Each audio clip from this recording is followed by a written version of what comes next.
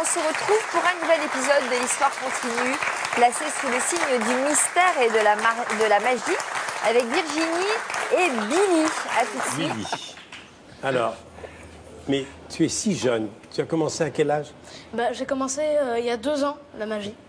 Et donc j'ai été fasciné par des messieurs comme ça. Et Je me suis dit jamais j'aurais pu approcher. Parce qu'on t'a offert peut-être pour Noël un jour une boîte de magie. Oui, c'était la sienne. Alors, parle-moi de Dany Larry. Quand tu es allé le voir, ça a été magique pour toi, la visite de l'atelier? Oui, parce qu'en fait, on le voyait tout le temps à la télé. Oui. Parce que dès qu'il passait à la télé, nous, on regardait parce qu'on adorait Dany Larry. Et quand on a vu qu'on pouvait visiter ses entrepôts, on a vu que c'était formidable, quoi. Et surtout qu'ils viennent nous parler comme si c'était quelqu'un de normal. C'était vraiment...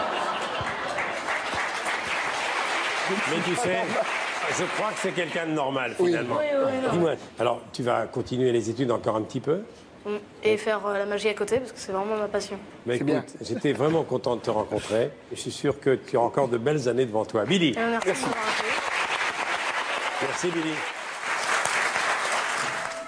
Alors cette photo symbolise énormément pour moi, puisque j'ai eu l'occasion de rencontrer son Altesse Sérénissime, le Prince Albert de Monaco. Sur la photo, Monsieur Dany Larry, un grand magicien de grande renommée en France, qui m'a donné la possibilité de me produire. Donc du coup, ça a été très important pour moi que des gens comme Dany Larry me tendent la main en fait pour me promouvoir un petit peu et me médiatiser.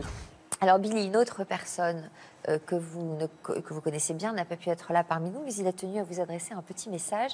Il s'agit de Dany Larry, que nous avons reçu il y a quelques semaines. Regardez. Salut Billy, c'est Dany Larry. Écoute, je suis ravi que tu sois chez mon amie Sophie.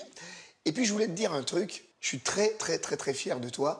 Depuis la première télé où je t'ai invité chez Michel Drucker, j'ai suivi ton parcours. Et vraiment, c'est extraordinaire. Voilà, tu étais en train de devenir un très grand magicien. Et puis, je voulais te faire un tour de magie, si tu veux bien. Parce que voilà, j'ai amené des cartes, parce que c'est ta spécialité. Voilà.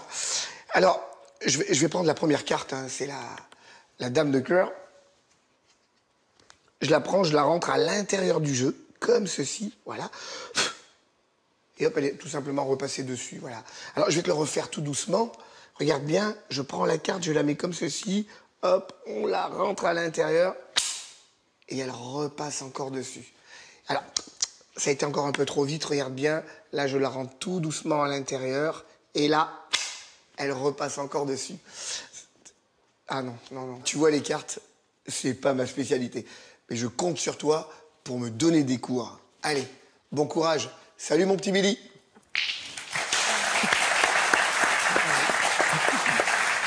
Alors là, je suis vraiment touché.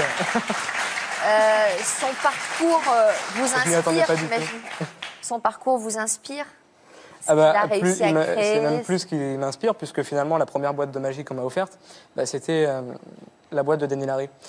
Donc finalement, ça a une sacrée histoire. Et de pouvoir l'avoir rencontré, et surtout qu'il m'invite sur le plateau justement de Michel Drucker à Vivement Dimanche, pour moi, ça a été vraiment 2 choses incroyables. Et il fait partie entièrement de mon histoire, finalement, aujourd'hui.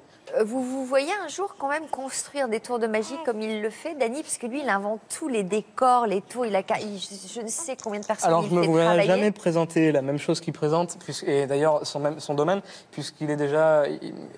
Il est déjà le maître dans l'art, donc en fait il y aurait des années à rattraper pour atteindre, ne serait-ce que l'atteindre à la cheville. Et puis de toute façon on a vraiment 2 styles de magie complètement différents. Moi c'est le close-up, lui la scène. Et puis voilà, moi je suis tellement reconnaissant de ce qu'il fait que je n'ai même pas envie de m'y intéresser en fait. Mais là...